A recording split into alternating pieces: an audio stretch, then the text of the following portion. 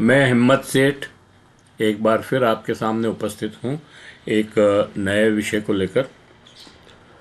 दोस्तों, आज 26 जनवरी है और हमारे देश का गणतंत्र दिवस है। आज ही के रोज हमारे ऊपर हमने इस संविधान को अपने ऊपर अंकित किया था, मतलब लागू किया था।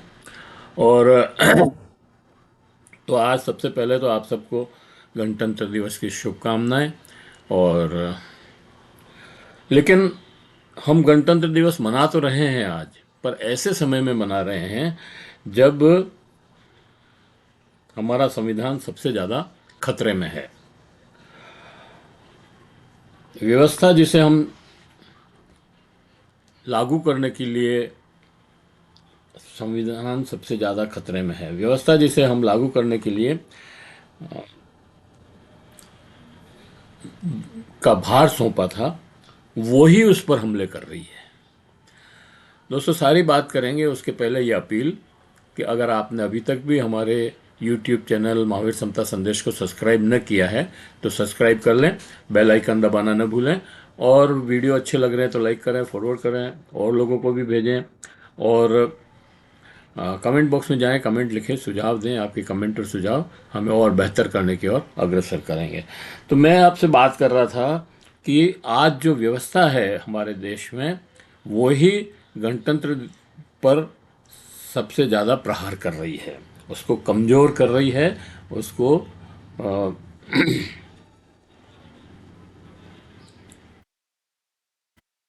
और उसके प्रहार से हमारा संविधान कमज़ोर हो रहा है। और उसके साथ ही कमज़ोर हो रहे हैं वंचित लोग, आदिवासी, दलित, और दलितों को न्याय के स्थान पर अन्याय मिल रहा है या बढ़ रहा है। दुख और अफसोस की बात यह है दोस्तों कि न्याय के नाम पर अन्याय करने के लिए हम बुलडोजर में विश्वास करने लगे हैं।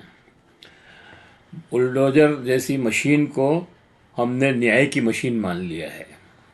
पिछले 75 वर्षों में कभी भी ऐसा समय नहीं देखा जब सारी संवैधानिक संस्थाएं जो संविधान के द्वारा बनाई गई थी उन पर एक व्यक्ति का अधिकार हो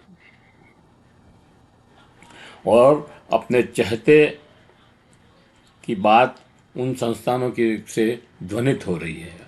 अपनी चहती बात, मतलब सत्ता में बैठे लोगों की, जिन्होंने इस संविधान पर ही, संविधान और संवैधानिक संस्थाओं पर कब्जा कर लिया है, वो इसकी अवहेलना करते हुए अपनी चहेती बात का संविधान के माध्यम से ध्वनित कर रहे हैं, इन संस्थाओं के माध्यम से ध्वनित कर रहे हैं।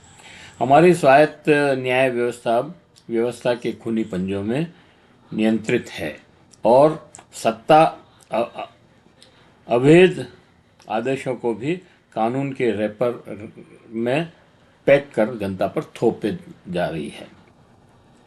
हिंदू राष्ट्र के नाम पर जो चाहे अत्याचार करने का हथियार इन्हें मिल गया है। आज हम धर्मनिरपेक्षता और समाजवाद पर सबसे ज़्यादा प्रहार होते देख रहे हैं। इस समय सबसे ज़्यादा सामाजिक आर्थिक असमानता है और इसके साथ ही समता व बंधुत्व पर भी सबसे ज़्यादा प्रहार हो रहा है। यही वो शब्द हैं जो उनकी स्वेच्छाचारिता और मन की बात करने पर अंकुश लगाते हैं और देश के लोगों, यानी हम भारत के लोगों को साहस और अधिकार देते हैं, उन्हें मजबूत बनाते हैं। और यही सत्ता प्रतिष्ठानों को मंजूर नहीं है, क्योंकि लोगों को सशक्त होना सत्ता प्रतिष्ठानों के निरंकुशता पर नियंत्रण लगाता है। अब तो ऐसा समय आ गया है कि जब सत्ता में बैठे लोग इतने मदमस्त हो गए हैं कि जिस धार्मिक सत्ता को सीढ़ी बनाकर इस सत्ता पर बैठे थे, उस पर ही प्रहार कर रहे हैं, उसका अपमान ही नहीं, उसे समाप्त करने के प्रयत्न कर रहे हैं। हिंदू धर्म को बचाने और संरक्षित करने के नाम पर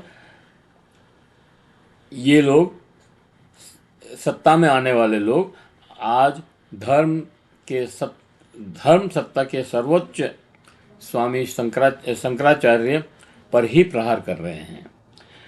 ये अभिमानी लोग अब हिंदू धर्म की सत्ता को नियंत्रण में करना चाहते हैं। उनके द्वारा सवाल करना भी उन्हें गंवारा नहीं है। अब ये लोग धर्म की सत्ता को भी अपनी दासी बनाना चाहते हैं। शंकराचार्य स्वामी अभिमुक्तेश्वरानंद राय से 5-6 दिनों से अनशन पर बैठे हैं, लेकिन भारत सरकार व उत्तर प्रदेश की सरकार उनकी कोई परवाह नहीं कर रही है। वे उन्हें अब अनावश्यक मानते हैं और उनके अपमान से हिंदू धर्म के अनुयायियों को भी कोई फर्क नहीं पड़ रहा है, क्योंकि सरकार के भोंपू प्रचार तंत्र ने लोगों को ये समझा दिया है या समझाने की कोशिश की जा रही है कि स्वामी मुक्तेश्वरानंद शंकराचार्य जो है वो कांग्रेसी शंकराचार्य है। हिंदू धर्म के मान्य शंकराचार्य तो भाजपा जिसको घोषित करती है वो ही है। इतना ही नहीं, सरकार ने सरकारी नौकरों से शंकराचार्य को नोटिस देकर यह भी कहा कि तुम सिद्ध करो, प्रमाण प्रस्तुत करो कि तुम शंकराचार्य हो। अब शंकराचार्य तो कोई सरकार नहीं बना सकती है ना, उनकी अपनी व्यवस्था है, लेकिन सरकार चाहती है कि शंकराचार्य भी हमारे नियंत्रण में रहे, जो हम कहें वो बोले और हम कहें चुप रहो तो चुप रहे। हम ऐसे समय में गणतंत्र दिवस मना रहे हैं जब अपने ही देश में सबको कागज दिखाकर प्रमाणित करना पड़ रहा है कि हम इस देश के नागरिक हैं, हम इस देश के वोटर हैं, हम इस देश के मालिक हैं। ये सब हमें अपने को सिद्ध करना पड़ रहा है और कागज दिखाने पड़ रहे हैं, जबकि हम तो जन्म से ही देश के नागरिक हैं। इसमें बताने की क्या बात है। तो साथियों, ऐसे डरावने लोकतंत्र